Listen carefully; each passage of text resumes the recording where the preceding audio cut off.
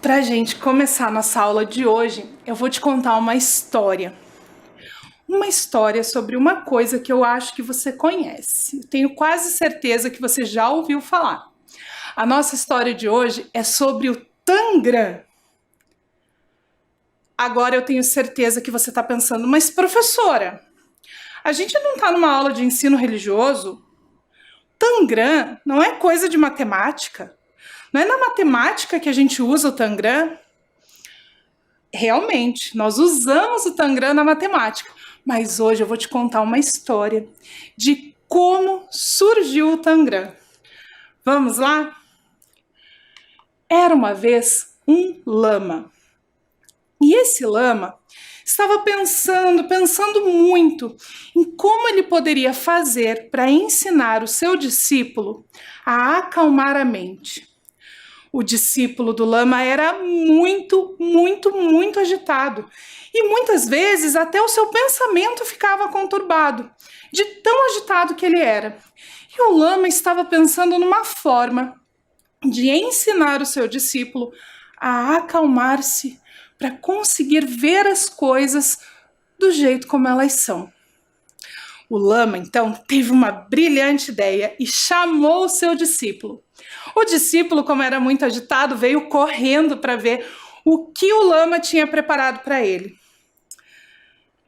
Aí, o lama olhou para o seu discípulo e falou assim: meu filho, eu vou lhe mandar em uma viagem pelo mundo.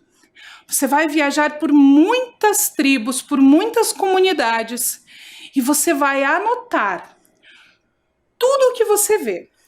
Tudo que você presenciar que for importante, você vai anotar.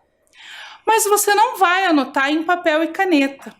Para que você faça as suas anotações, você vai levar na sua viagem um espelho. E é neste espelho quadrado que você vai fazer todas as suas anotações. O discípulo pegou aquele espelho, olhou e ficou pensando: como eu vou fazer as minhas anotações em um espelho? De onde esse lama tirou essa ideia? Eu falei já que esse discípulo era muito agitado. Então, ele pegou esse espelho e ele saiu correndo, ansioso para viajar pelo mundo. E sabe o que aconteceu quando ele saiu correndo? Quando ele saiu correndo, aconteceu uma coisa. Eu vou colocar o som aqui para você ter uma ideia do que aconteceu.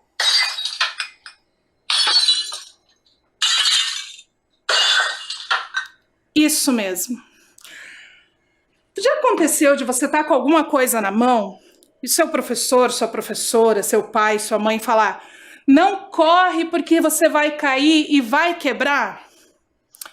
Então, o discípulo saiu correndo e quebrou o espelho. O espelho se quebrou em 7 partes. Ficaram 7 pedaços. Um quadrado, um triângulo pequeno, mais um triângulo pequeno, um triângulo médio, um paralelogramo e 2 triângulos grandes.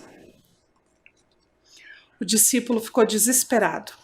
Se ele já não sabia como anotar as suas experiências num espelho inteiro, como ele faria isso no seu espelho quebrado? Ele pegou então a sua bolsa de viagem, pegou as peças quebradas do espelho, aqueles pedaços, colocou dentro e seguiu viagem. Seguiu pelo mundo, desesperado, sem saber o que ele ia fazer. Até que ele chegou na beira de um rio. E ele sentou e resolveu fazer uma coisa que seu mestre sempre mandava ele fazer: acalmar a mente e pensar. Foi então que, olhando para o rio, ele percebeu uma ponte. Uma ponte que ligava um lado do rio ao outro. E ele ficou olhando para aquela ponte, olhando. E de repente ele se lembrou das formas das peças quebradas do seu espelho. E ele percebeu que com aquelas peças quebradas do seu espelho, ele conseguia montar uma ponte. Ele decidiu então caminhar pelo mundo, observando as coisas e percebendo o que ele podia montar com aqueles pedaços quebrados do seu espelho. Ele viu muitas coisas na sua viagem. Ele viu pessoas caminhando, correndo, coelhos, galinhas, barcos, pessoas dançando, casas, e tudo isso era possível de ser montado com aqueles pedaços quebrados de espelho. Quando ele retornou, então, ao mosteiro onde ele vivia, ele chegou para o lama e falou: "Meu senhor, eu vim lhe mostrar as coisas que eu vi."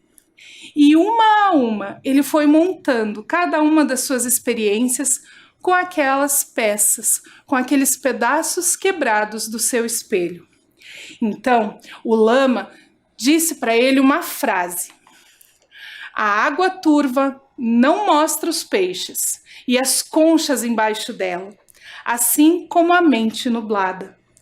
Foi a partir do momento que ele acalmou a sua mente que ele conseguiu prestar atenção nas coisas e encontrar a solução para os seus problemas.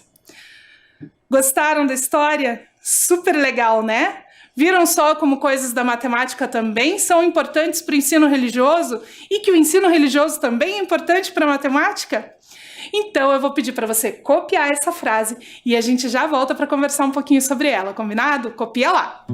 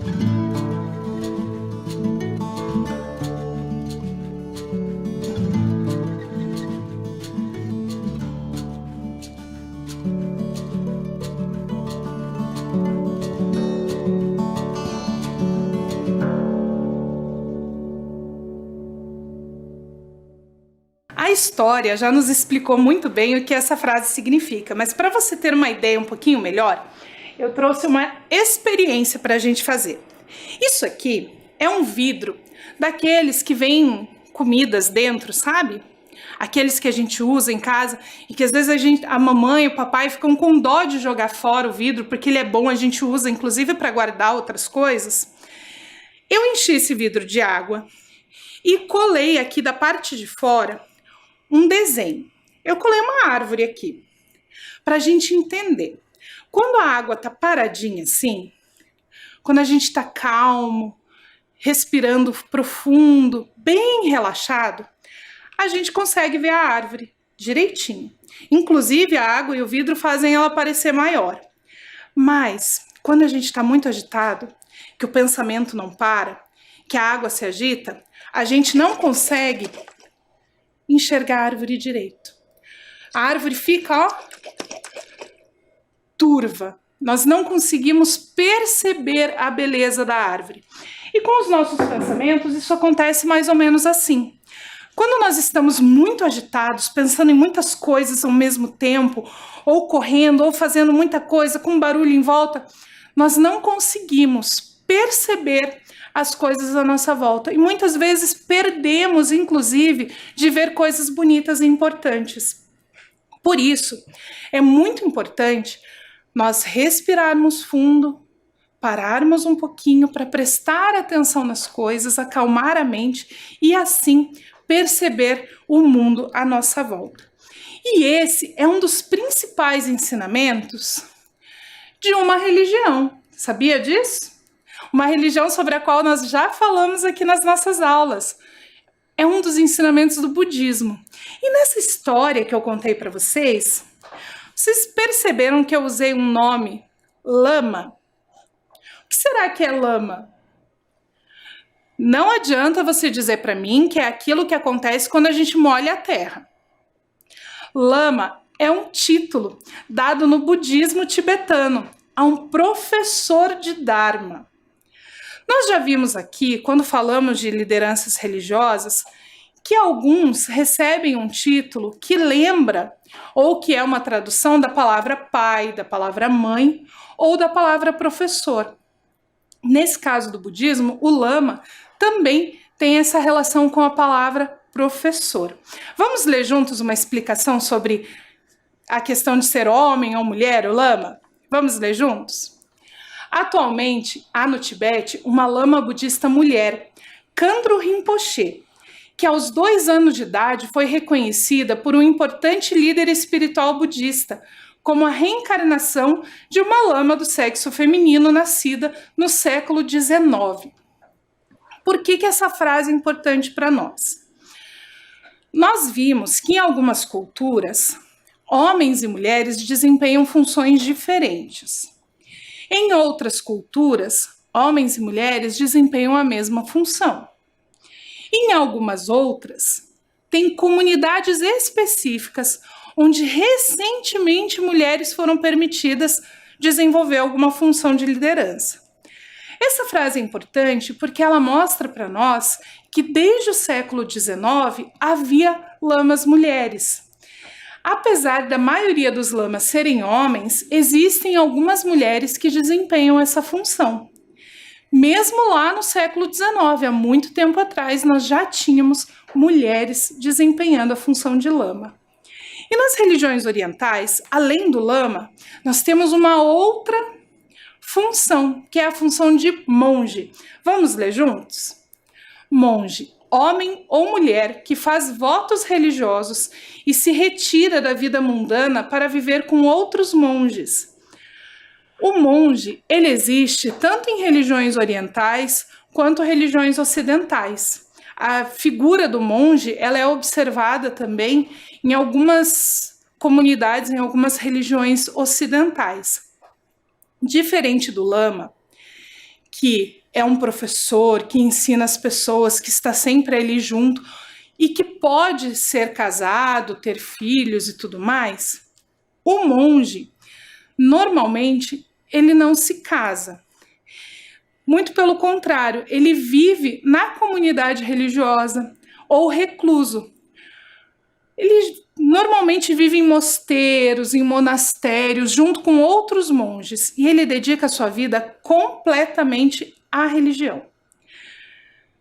Na cultura budista tibetana, é muito comum que os monges vão morar nesse monastério, nesse mosteiro, ainda crianças. Nós temos vários relatos de crianças que com 3, 4 anos de idade receberam o chamado e foram viver então nesses espaços para se dedicar à vida religiosa como monges. Já pensou? Você criança indo morar sozinho lá para se dedicar somente à religião? Não deve ser fácil, mas como é um chamado divino, é um chamado transcendente, eles aceitam de bom grado e vão então viver nessas comunidades e se dedicar à vida religiosa. Mas não é só o budismo que existe na cultura oriental, não é mesmo? Nós vamos agora assistir um pequeno vídeo que mostra pra gente uma outra religião, um outro tipo de liderança religiosa. Vamos assistir juntos rapidinho?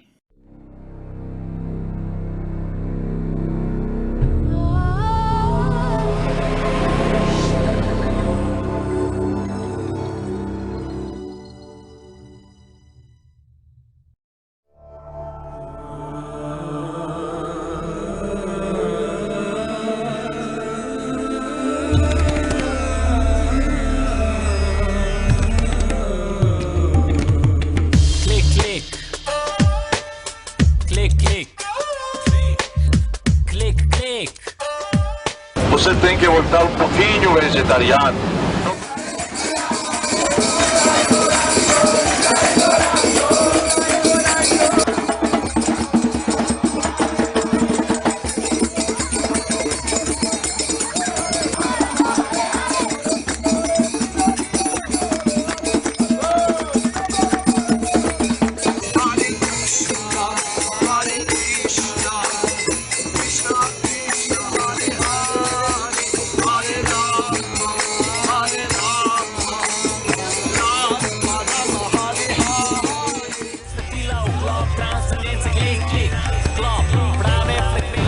Deus tem muitos nomes.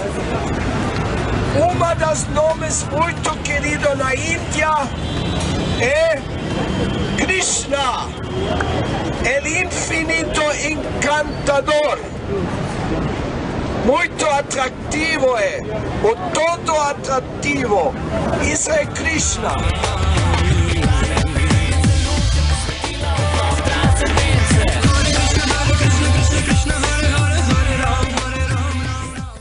Você percebeu aí nesse vídeo que alguns devotos usavam roupa branca e outros usavam roupa laranja?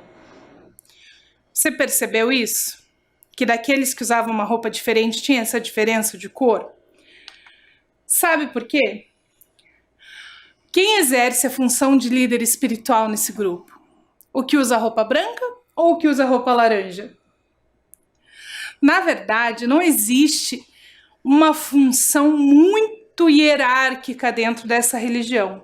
Esse vídeo é da religião Vaishnava, do Vaishnavismo, que é muito comum nós aqui no Brasil chamarmos de Hare Krishna, por conta do mantra que eles estão sempre cantando.